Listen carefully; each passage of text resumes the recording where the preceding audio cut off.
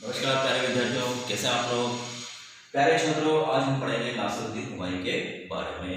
तो नासिरुद्दीन हुमायूं का जन्म होता है सन 1508 में काबुल में,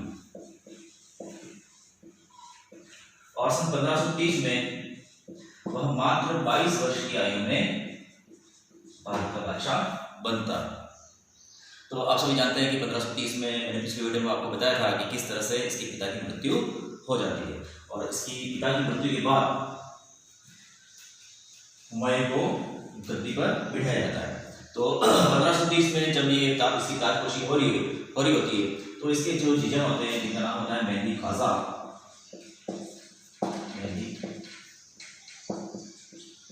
मेहदी ख्वाजा बाबर के कुछ विश्वास पात्र जो मंत्री होते हैं, उनके सहयोग से वह तख्ता पलट करना चाहते हैं और हुमायूं को मारने का एक षड्यंत्र रचते हैं। ठीक है, एक पूरा प्लान बनाया जाए कि हुमायूं को मारकर मेहदी ख्वाजा खुद ही बादशाह बन जाए। लेकिन हुमायूं की जो बहन होती है, जिसका नाम होता है गुलबदन बेगम,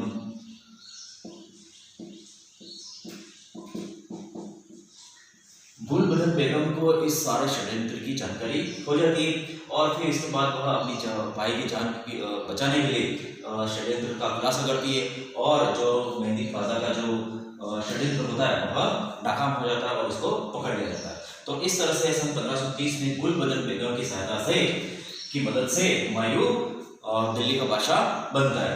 और आने वाले समय में ये गुलबदन बेगम है, वह अपने भाई हुमायूं के जीवन पर एक पुस्तक लिखेगी जिसका नाम है हुमायूं नामा। बड़ी फेमस पुस्तक है हुमायूं नामा। ठीक है, तो ये किसके द्वारा लिखी गई थी? गुलबदन बेगम द्वारा। तो 1530 में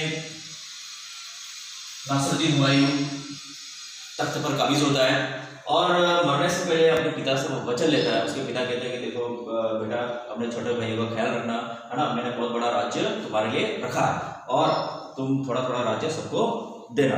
तो पिता के मरने के बाद वह 1530 में भारत का बादशाह बनता है, और बादशाह बनने के बाद वह अपने पिता का वचन याद रखता है और अपने राज्य को अपने भाइयों में बांटता है। तो उसका खास भाई होता है जिसका नाम होता है कामरान मिर्जा। तो उसको वह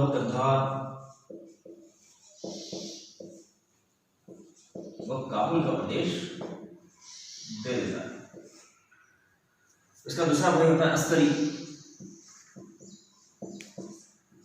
अस्करी को देता है वह संभल का प्रदेश इसको देता है अस्करी को। और एक और भाई होता है जिसका नाम होता है हिंदा। हिंदा को देता है वह मेवात, है ना। मेवात जो आज के हरियाणा में और राजस्थान के अलवर के आसपास का जो क्षेत्र है वह मेवात कहलाता है। इसके अलावा इसका एक और कजीन प्रताप होता है जिसका नाम होता है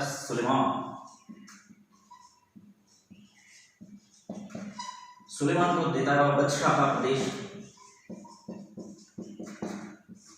तो इस तरह से विरासत में जो इसको राज्य प्राप्त होता है वह अपने भाइयों में बांट देता है, और एक तरह से वह फेडरल सिस्टम लागू करता है। जैसे वर्तमान में है ना, केंद्र में प्रधानमंत्री और राज्य में कौन सा है? मुख्यमंत्री। ठीक है, तो ठीक उसी तर्ज पर ये करता है। लेकिन यहाँ पर ये अपने भाइयों पर बहुत ज्यादा विश्वास करता है, और वो सोचता है कि देखो, मैंने अपने भाइयों को राज्य दिया है तो वह मेरे प्रति वफादार रहेंगे, और एक तरह से पूर्णतः स्वायत्तता उनको दे देता है। और दिल्ली के आसपास का जो क्षेत्र होता है, जो उपजाऊ गंगा यमुना और मैदानी जो क्षेत्र होता है, उपजाऊ क्षेत्र, वह अपने पास रखता है, बाकी क्षेत्र वह बांट देता है। ठीक है, तो कालांतर में ये जो इस पर जब मुसीबत आती है, तो ये जो चार भाई हैं इनमें से कोई भी इसकी मदद करता नहीं है।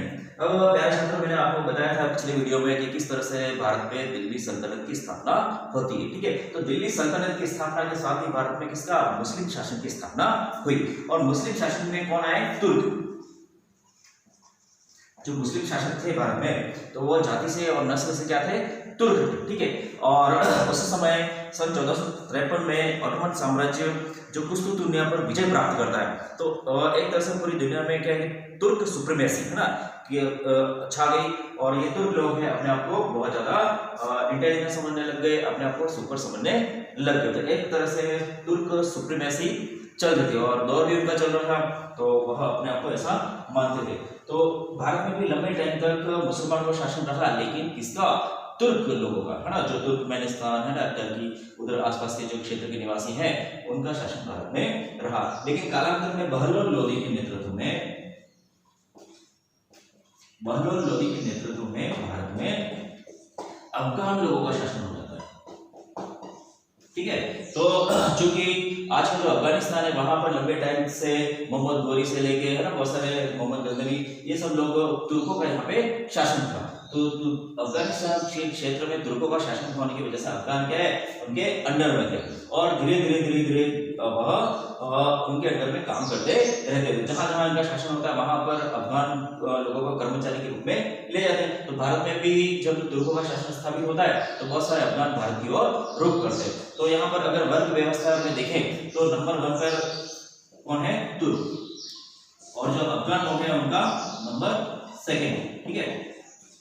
तो नंबर 2 पे होते हैं, लेकिन कालांतर में अफगान लोग वह तरक्की करते हैं और बहलोल लोदी के नेतृत्व में दिल्ली सल्तनत पर काबिज हो जाते हैं। फिर बहलोल लोदी, सिकंदर लोदी और इब्राहिम लोदी तक इनका शासन रहता है। तो आप सभी जानते हैं कि इब्राहिम लोदी को किसने हरा दिया था, बाबर ने हरा दिया। तो इस तरह से क्या हो गया कि दिल्ली सल्तनत पर अफगानों का शासन समाप्त हो गया। लेकिन अभी भी जागीरदार के रूप में है ना, छोटे मोटे राज्य सुल्तान के रूप में वह पूरे भारत में बिहार बंगाल वहां पर काबिज है। तो अब ये सोचते हैं यार इन तुर्कों का शासन वापस आ गया, पुनः हमें अफगान शासन की स्थापना करनी है। तो अंदर उनका एक संगठन चल रहा है, ठीक है। और इसके साथ साथ जब यहाँ पर तुर्कों का शासन था तो यह तुर्क सुप्रीमेसी तो चली थी, साथ साथ में वह इस्लाम को श्रेष्ठ मानते थे और पूरी दुनिया में इस्लाम का प्रचार करना अपना कर्तव्य मानते थे। क्योंकि भारत की जो बहुसंख्यक जनसंख्या थी वो क्या थी, हिंदू थी। तो वह भारत की जनसंख्या बहुसंख्यक जनसंख्या पर अत्याचार करते थे और उनकी ये कोशिश रहती थी कि किसी तरह से ये लोग अपना जो दिन है वह छोड़कर इस्लाम की ओर आ जाए, ठीक है। और वह अपने जो शासनकाल में है या सरकारी सेवा में केवल जो इस्लाम को मानने वाला है उसको ही उच्च स्थान देते थे, अन्य धर्म के लोगों को वह दोयम दर्जे का समझते थे। लेकिन जब से बहलोल लोदी या अफगानों का शासन आता है तो यहाँ पर क्या हिंदुओं को थोड़ी सी राहत मिलती है, उनको अच्छे पद दिए जाते हैं, उनके साथ तुर्कों की बनिस्बत अच्छा व्यवहार किया जाता है। तो अफगान सरदार है वह शेर शाह सूरी के नेतृत्व में संगठित होते हैं और साथ साथ में जो भारत में जो हिंदू शासक है वह भी किसका साथ देते हैं, अफगानों का साथ देते हैं। यहाँ पर क्या है, अफगान और हिंदू गठजोड़ बन रहा है, ठीक है। शेर शाह सूरी के बारे में अगले वीडियो में पढ़ेंगे किस तरह से इसका संघर्ष रहा, ठीक है। यहाँ पे ज्यादा चर्चा इसकी नहीं करेंगे, नेक्स्ट जो वीडियो बनाएंगे उसमें शेर शाह सूरी के बारे में चर्चा करेंगे। तो इस तरह से क्या है, शेर शाह सूरी क्या है, बहुत अच्छा संगठन बना रहता है और एक राज्य स्थापित करता है। तो अब शेर शाह सूरी के पास शक्ति आने के बाद वह हुमायूं से टकराता है और 1539 में चौसा नामक स्थान पर शेर शाह सूरी की सेना और हुमायूं की सेना के मध्य भयंकर युद्ध होता है और इस युद्ध में शेर शाह सूरी जीत जाता है, शेर शाह सूरी की विजय होती है, ठीक है। और यहाँ पर हुमायूं होता है उसकी इतनी बुरी हालत होती है कि वह अपनी जान बचाने के लिए एक नदी में कूद जाता है और उसकी किस्मत अच्छी होती है कि एक भिश्ती होता है वह उसकी किसी तरह से उसकी जान बचा लेता है और जान बचाकर वो भागता है। इसके बाद एक साल बाद 1540 में बिलग्राम या कन्नौज का युद्ध होता है और इस युद्ध में शेर शाह की निर्णायक विजय होती है और जो हुमायूं है वह हार जाता है, ठीक है। हार कर वह भारत से अपनी जान बचाने के लिए भागता है, वह मुल्तान की तरफ जाता है, वहां पर भी अफगानिस्तान उसका पीछा करती है और अंत में वह सिंध की ओर जाता है। सिंध में एक स्थान है अमरकोट, प्राचीन समय में इसका नाम अमरकोट था, वर्तमान में पाकिस्तान के लोगों ने इसका नाम उमरकोट रख दिया है, ठीक है। तो वहां के एक राणा होते हैं, राणा विरसाल, हिंदू राजा होते हैं राणा विरसाल, ठीक है। ये 16 राजपूत होते हैं। तो यह हुमायूं का स्वागत करते हैं और उसको अपने दरबार में अपने किले में रखते हैं। तो यही इसी किले में यहाँ पे हुमायूं के पुत्र अकबर का जन्म होता है, ठीक है। तो कुछ समय तक हुमायूं राणा विरसाल के जो किला होता है उसमें रहता है, फिर सोचता है कि यार यहाँ पे रह के मेरा भविष्य सुरक्षित नहीं है और फिर इसके बाद वह ईरान के शाह के पास चला जाता है। तो उस दौर में ईरान के शाह होते हैं, उनका नाम होता है शाह तहमास।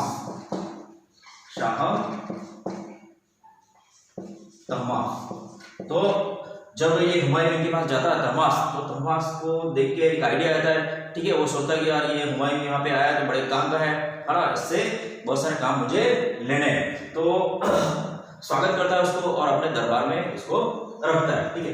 तो तहमास है सबसे पहली शर्त रखता है कि देखो अगर तुम्हें मेरा साथ चाहिए और अगर देखो यहाँ पे रहना है, ठीक है, तो सबसे पहले अपने धर्म में परिवर्तन करना पड़ेगा। तो ये जो हुमायूं था यह परंपरागत रूप से सुन्नी मुसलमान था, सुन्नी मुसलमान। तो जो मुस्लिम धर्म है उसमें दो सेक्ट हैं, दो संप्रदाय हैं मुख्य रूप से, एक तो सुन्नी है, दूसरा है शिया, ठीक है। तो जो ईरान नामक देश है वह प्राचीन काल से लेके अब तक, है ना, शिया संप्रदाय का प्रमुख केंद्र है, शिया संप्रदाय का प्रमुख केंद्र है। और यहाँ का जो राजा होता है, शाह होता है, वह भी क्या होता है, शिया होता है, ठीक है। तो सबसे पहली शर्त रखता है हुमायूं के सामने कि देखो तुम अगर शिया धर्म को मानते हो तो मैं तुम्हारी हेल्प करूंगा। तो यहाँ पे देखो राजनीति में सब कुछ जायज है और हुमायूं वह शिया संप्रदाय को अपना लेता है, ठीक है। इसके बाद तहमास की नजर होती है कंधार पर, कंधार और उसका आसपास का अफगानिस्तान का जो क्षेत्र है उस पर इसकी नजर होती है।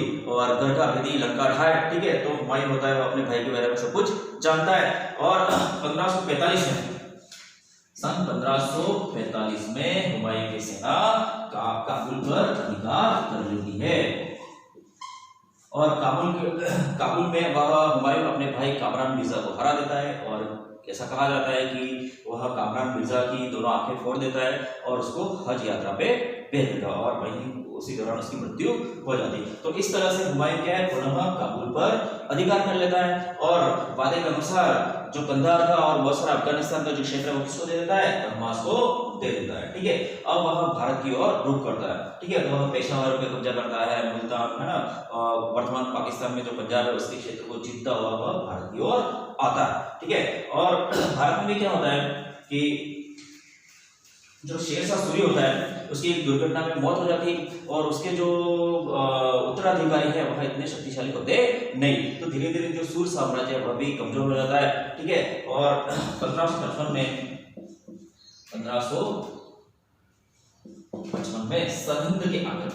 सरहिंद पर आक्रमण करता है, ठीक है।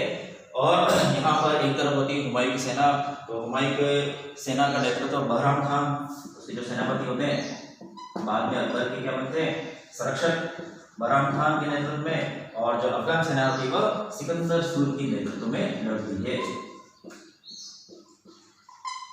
ठीक है। और यहाँ पर एक बार फिर से हुमायूं जीत जाता है। हुमायूं की जीत के साथ अफगानों की हार हो जाती है। अफगान की हार के साथ ही भारत में एक बार पुनः बादशाह की शुरुआत होती है। और इस तरह से हुमायूं है वह 1530 से लेकर 1540 तक भारत पे शासन करता है। इसके बाद शेरशाह सूरी द्वारा उसको भगाया जाता है, ठीक है। इसके बाद वह संघर्ष करके 1555 में वापस आता है और अपना खोया हुआ राज पुनः प्राप्त करता है और एक साल तक वह राज करता है। इसके बाद दुर्भाग्य से उसकी निजी लाइब्रेरी होती है दीन पनाह, तो दीन पनाह की लाइब्रेरी की सीढ़ियों से वह एक दिन गिर जाता है, ठीक है। और जो भी सीढ़ियाँ एकदम मजबूत चिकने संगमरमर की बनी होती है तो उसका सर फट जाता है और उसकी मौत हो जाती है, ठीक है, उसकी मौत हो जाती है। तो इस तरह से वह 1556 में सीढ़ियों से गिरकर क्या है, मर जाता है। तो एक प्रसिद्ध इतिहासकार है लैंडपोल, उन्होंने कहा है कि हुमायूं जीवन पर लड़खड़ाता रहा और लड़खड़ाते हुए ही मर गया, ठीक है। तो इस तरह से हुमायूं के बारे में ऐसी बात कही गई है। और इसके बाद अकबर है वह भारत का बादशाह बनता है और कुछ समय बाद उसकी जो पत्नी होती है हुमायूं की, हमीदा बेगम, वह अपने पति की याद में हुमायूं का मकबरा बनाती है। दिल्ली में हुमायूं का मकबरा, हुमायूं का मकबरा बनाया जाता है। तो हुमायूं का मकबरा प्यारे छात्रों स्थापत्य कला के हिसाब से एक बेजोड़ नमूना है ना, बहुत अच्छी कलाकारी। और कालांतर में जो आगरे का जो ताजमहल बनाया जाता है, आगरे में जो ताजमहल शाहजहां ने बनाया था, ठीक है। तो ये भी मकबरा था हुमायूं का, और ताजमहल में भी क्या है, एक मकबरा। तो ताजमहल बनाने का जो आइडिया है वह मोटा मोटी कहाँ से लिया गया है, हुमायूं के मकबरे से लिया गया है। ठीक है, तो प्यारे छात्रों ये था हुमायूं। अगले वीडियो में हम शेरशाह सूरी के बारे में पढ़ेंगे। धन्यवाद।